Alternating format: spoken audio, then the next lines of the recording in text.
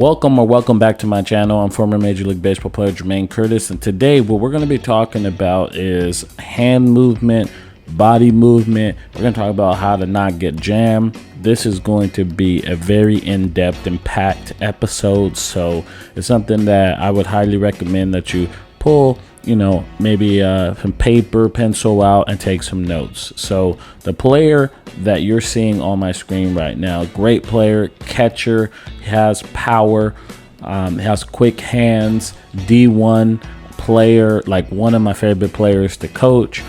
One of the things that was happening with him was he had a lot of power, but he couldn't tap into it. He couldn't drive the baseball, and I'm going to show you why.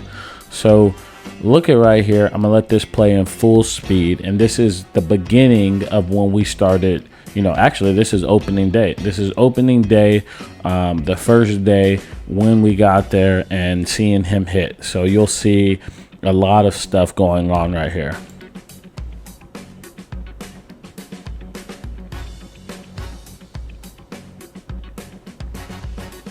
So let me change the angle real quick so you can see and give you a better view of where that pitch was and where he hit it.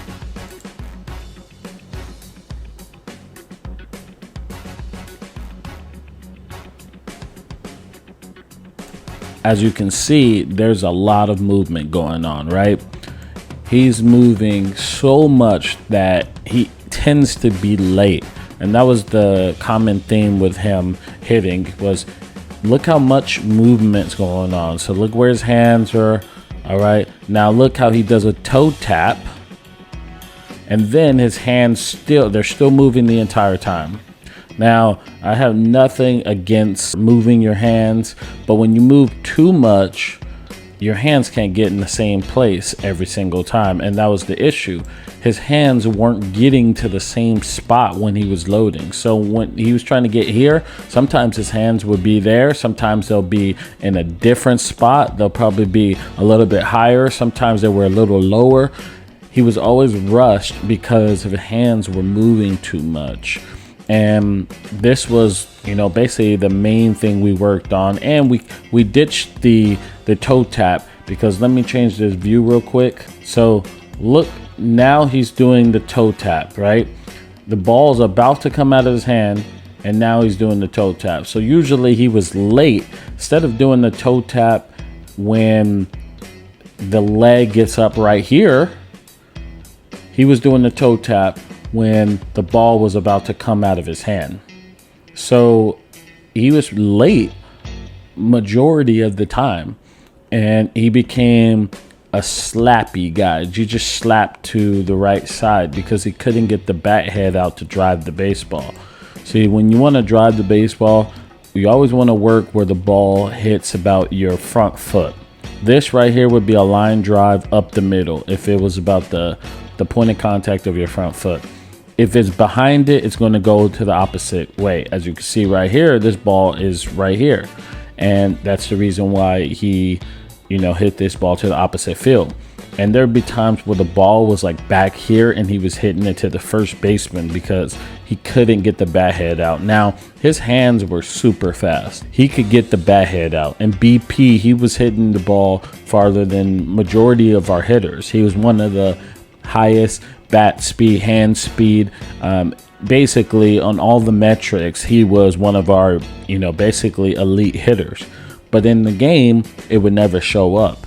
It's because of all this movement. His hands weren't getting in the right spot so he could start driving the baseball. So again, you want to be, I always thought to try to hit it off your front foot on stride when you're in practice, and that's what we worked on. We worked on hitting the ball more out front, just right here, because if he's a click out front, then that right there is a double or homer if he hits it right here. And then if he's a click behind it, that's to right center, and that's where he's going to, do his damage. Instead, he's back here where, this is a single. It's a line drive single, but when the count is 0-0, which this count was 0-0, and it's a fastball middle, you want to do damage with this pitch. You just don't want to slap it to the other side. Yeah, he's just slapping it to the right side instead of, driving this pitch. So that's what we worked on. We worked on getting his hands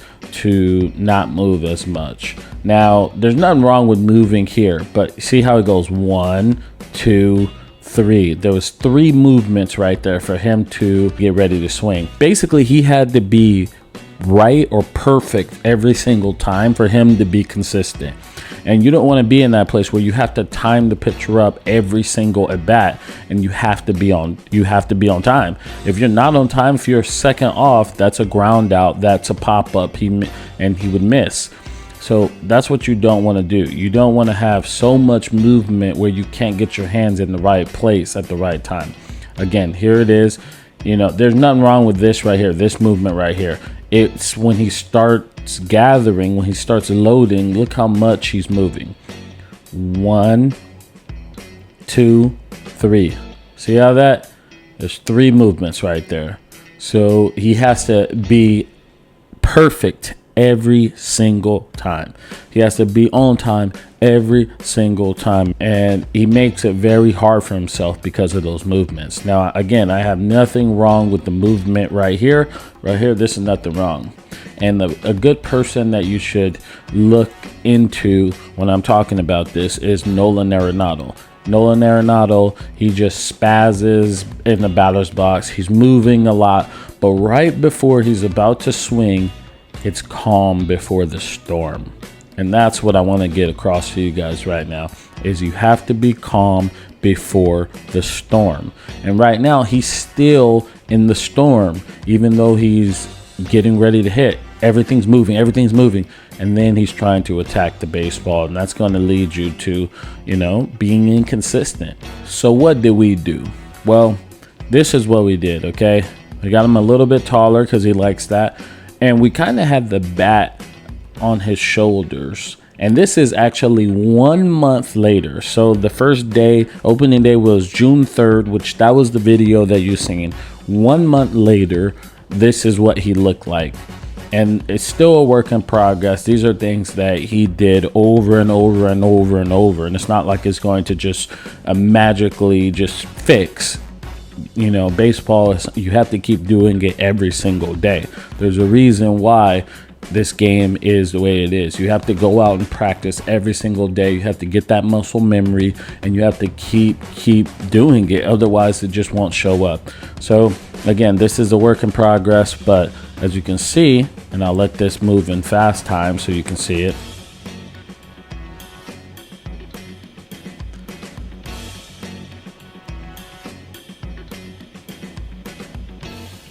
He started driving the ball now, starting to get it out there, get it out front. Now, there again, he still had a little movement, but there was no toe tap, and it was cleaner. Everything was cleaner, and the movements were shorter. And the reason why is because we wanted to get him ready. See, the pitcher's job is to get you off balance. So they're trying to do whatever they can to get you off balance, to mess up your timing. Because if they mess up your timing and, like I say, get you off balance or mess up your base, that's the way I say it, then they're going to mess up your swing. So your job as a hitter is to get yourself ready so you can get barrel to the ball as often as possible. When you're a hitter that times pitchers up, it becomes hard, because if you're a click off, then you're wrong. Now, you can time the pitcher up, but it doesn't have to be all or nothing. And that's what he was. He was all or nothing. If he wasn't on time, there was no way he was going to get a hit. But this swing right here, he was click out front, or if he's a little late, he can still give himself a chance. And it started to produce. He went from batting like 100 to batting 300. He was hitting doubles. He was hitting, the ball hard consistently. And this is, I'll give you the drills on what we did after. But as you can see, look, he still has he's a little quieter with his hands. And there's 1, there's 2. So we eliminated 1, and look how better his bat got into loading. Look, before it wasn't getting there, right? Now he got there. Now he's more balanced, and look how much stronger position he is in, how much movement in his body. So we're going back to this. Look how much he barely even moved, and then it's direct to the ball. And now it got in on him a little bit, but he's better. Those actions will allow him to start driving the baseball and using that bat speed and, his lower half and, all the tools he's been given. He's been gifted from God. All those tools he'll be able to use more efficiently just by, eliminating all those movements. So here we go. Hands back. It's a simpler swing and allows himself to get there. Now he just missed this pitch, but look at the finish on that. Look how he drives through that baseball. Bats get even to the ground. He gets there. He's a click. He hit this ball probably about right here, but boom, he gets through it. Good finish, good follow through. Drove that ball. So as you can see, there's less movement, and this allow him to be more consistent, allow him to get barrel to the ball, and allow him to be, the hitter that he was out to be, more consistent. So what do we do? Well, as you can see right here, the bat is like on his shoulders. So I literally told him, put the bat on your shoulder. And when we were doing soft toss, I would flip to him and he had to go straight from there and go up to his load. He had to load straight from there. So he couldn't time me off of front flips. So I didn't want him timing me off of front flips. I didn't want him to, because that's what he normally did. He was like timing front flips up. He'll time your BP up. And I wouldn't allow that to happen. So I forced him to go right from there to load to hitting. So that quiet, you see how he's kind of right here on the shoulder, and then he goes here. He still does, like I said, it's a work in progress. He's still timing it up a little bit with his hand movement, but it's better. And that's what you want to take things in stride in baseball. You want to say, okay, I am doing the right things. And once he started seeing these type of results where he was pulling the ball and he was getting more line drives, then, he was like, oh yeah, I understand what you're trying to, do. I understand it. I totally get it. So that was the first thing we did. So we had him right on his shoulders, just like this, and go straight up. Okay, so couldn't time me, had to get ready to hit. The other thing we did was we do the step in drill. So we'd have him in the batter's box in his batting stance, and he had to step in with his right foot, and I was getting ready to flip. So again, he couldn't time me up. So step in with your right foot, and once I flipped the baseball, he's ready to hit it. So again, we're taking out all the rhythm, we're taking out all the timing, step right in, get ready to hit. And so just imagine this, let me explain it. So imagine him being, instead of being here, he was a step back, okay, back here. And then he stepped with his right foot in. Uh-oh.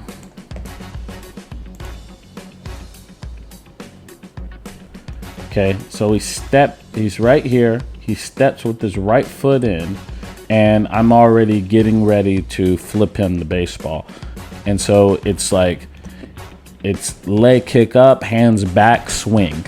So again, he can't think, he can't time, he's ready to hit. So that was another drill we did.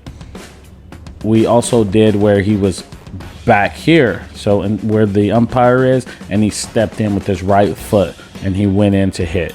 So again, we're just taking away all the timing and those movements, the unnecessary movements, and allow him to just hit the ball, go to the ball, get ready to hit, so that he can be early, get himself in a good position, consistent position to get barrel to the ball. And then also we would hit off the pitching machine, and I think the pitching machine did a lot more, because on the road we would do all these drills, but pitching machine really helped him. And what we did with the pitching machine is, you see how the pitcher is, at the pitcher's mound, 60 feet, 6 inches. Well, we would have the pitching machine halfway, 30 feet, and we would crank it up. And I'll be like, get in there. And I would tell him, get closer to the machine. Go, get closer. See as close as you can get to the machine. What is that going to force you to do? It's going to force you to just get ready to get ready to hit. You're eliminating all the bad movements now. You're just going to get ready to hit.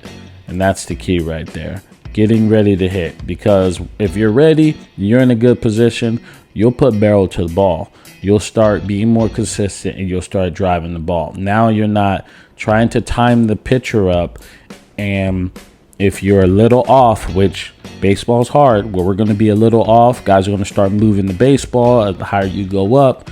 And if you're trying to just time them, it's going to be a very, very, very hard game. So that's what we did. And if you enjoyed this, hit that like button for me. Thank you guys so much. I appreciate you guys. And I'll see you in the next video.